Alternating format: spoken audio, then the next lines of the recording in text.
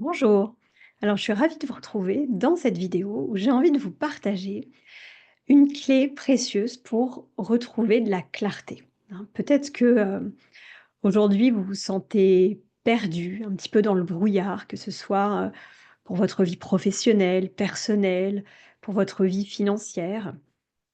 Et ce que j'ai envie de vous partager, c'est pour moi vraiment quelque chose qui m'aide énormément au quotidien. Justement pour dessiner une voie, un chemin qui est le bon pour moi, qui me fait du bien et qui, me permet de m'épanouir et de me révéler. Mais avant d'entrer dans le vif du sujet, j'avais envie de partager avec vous une citation d'Albert Einstein sur laquelle je suis tombée, il y a quelque temps et justement qui révèle complètement ce que j'ai à cœur de vous partager dans cette vidéo. C'est pas la plus connue, alors peut-être vous me direz en commentaire si vous la connaissiez ou pas, mais qui dit: «Le mental intuitif est un don sacré, le mental rationnel est un fidèle serviteur. Nous avons créé une société qui honore le serviteur et qui oublie le don». Et justement, l'erreur que nous faisons tous, j'ai envie de dire, ou presque tous, un temps, c'est, comme le dit très bien Albert Einstein, c'est de donner tout pouvoir à ce serviteur. À ce mental rationnel, tel qu'il l'appelle, à ces pensées, qui sont pour moi des pensées automatiques, générées en partie par notre subconscient, par nos croyances, par nos peurs. Et comment on les reconnaît ces pensées-là? Bah, souvent, elles nous font tourner en boucle, c'est elles qui induisent la rumination, un besoin de contrôle, des to-do list à rallonge. C'est des pensées qui vont avoir attrait à des critiques, à des jugements, à des reproches, vis-à-vis de nous ou les autres.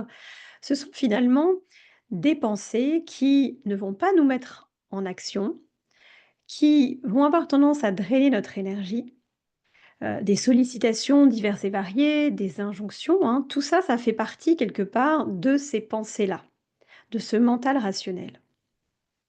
Et puis, il y a le mental intuitif.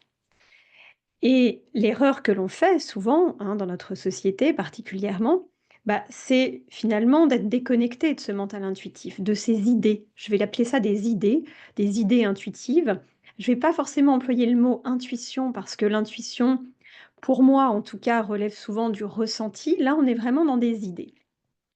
Et ces idées, comment on les reconnaît? Comment on les différencie des pensées?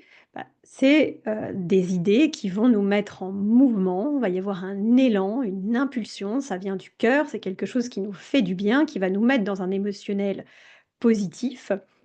Là où les pensées vont avoir tendance à nous mettre dans un émotionnel plus inconfortable, qui peut être, voilà, de la déception, de la frustration, de l'abattement, de la démotivation, voire de la colère ou de la tristesse. Et donc, souvent, on a du mal à faire la différence entre les 2, et surtout, on a laissé toute la place à ce mental rationnel.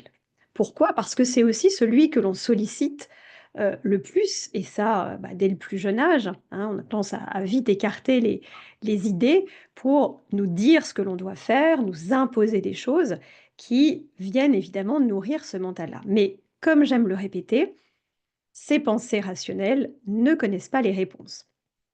Et quand il s'agit justement de quitter le connu, d'aller explorer autre chose, que ce soit une nouvelle relation, peut-être de nouveaux projets pour générer plus d'argent ou de l'argent différemment, une nouvelle vie professionnelle, le mental, il n'a pas les réponses, puisque lui, il ne tourne qu'autour de ce qui est connu, familier, sécurisant, conditionné. Alors il nous maintient dans le brouillard. Et comme on le ressollicite, on réfléchit, on réfléchit, on réfléchit, mais finalement, on se sent souvent perdu et fatigué parce que, encore une fois, il nous draine aussi en énergie quand il est trop sollicité. Alors, la solution, on va dire, à tout ça, pour remettre de la clarté dans nos projets, c'est de refaire de la place et surtout d'écouter les idées. Parce que ces idées, on en a tous, on a tous un mental intuitif, pour reprendre encore les termes d'Einstein, on a tous cette intuition, on a tous cette capacité et toute la journée, on reçoit des idées. Hein. Des idées, ça peut être aussi simple que, «Tiens, je vais aller me faire un bon café. Ah tiens, je vais, appeler tel ami». Et pourtant, même ces idées simples, quand vous vous observez, souvent vous les court-circuitez. «Ah non, mais là, j'ai pas le temps, il est trop tard. Ah non, mais je vais le déranger ou je vais la déranger. Ah non, mais là, il faut que j'aille sortir le linge. Ah vite, vite. Non, non, il faut que j'envoie ce mail». Qui fait qu'il y a déjà plein de petites idées qu'on n'écoute pas. Alors forcément, quand il s'agit, on va dire, de décisions plus importantes, de changements plus profonds dans votre vie, bah, vous n'allez pas capter ces idées-là. Et donc on reste vraiment, comme je disais tout à l'heure, dans un petit peu cette épée brouillard. Alors, l'invitation, justement, pour remettre un petit peu plus de clarté, en tout cas commencer à y voir plus clair, c'est déjà, et c'est la pratique que j'ai envie de vous inviter à faire dans les prochains jours, peut-être les prochaines semaines, c'est ne serait-ce que de regarder, de vous observer et de voir déjà ce qui ressort plutôt des idées, hein, des idées intuitives, du mental, et ce qui ressort des pensées, et de voir surtout l'interaction entre les deux. Quand vous captez une idée, que vous l'observez, comment vient justement agir votre mental? Est-ce qu'il la coupe? Est-ce qu'il la balaye tout de suite? Ou est-ce que vous la laissez vivre? Est-ce que vous la suivez?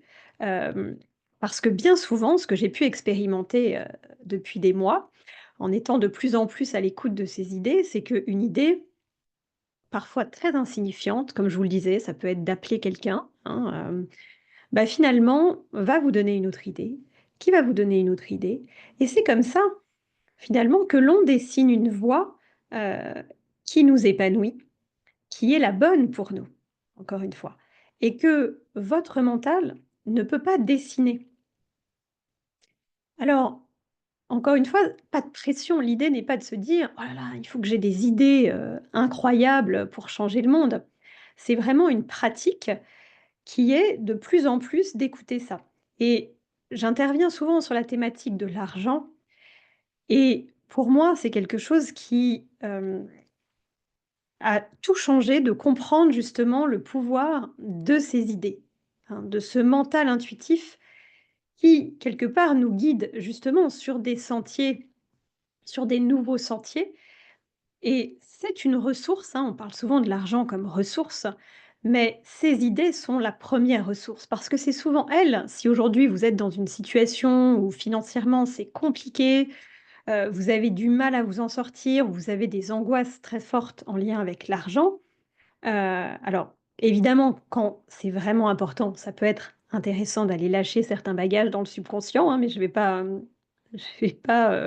prier pour ma paroisse, mais c'est vraiment plutôt aussi de se dire: «Tiens, j'ai des idées, en fait, j'ai ce mental intuitif et lui va savoir me guider aussi pour générer de l'argent, pour, répondre à mes besoins».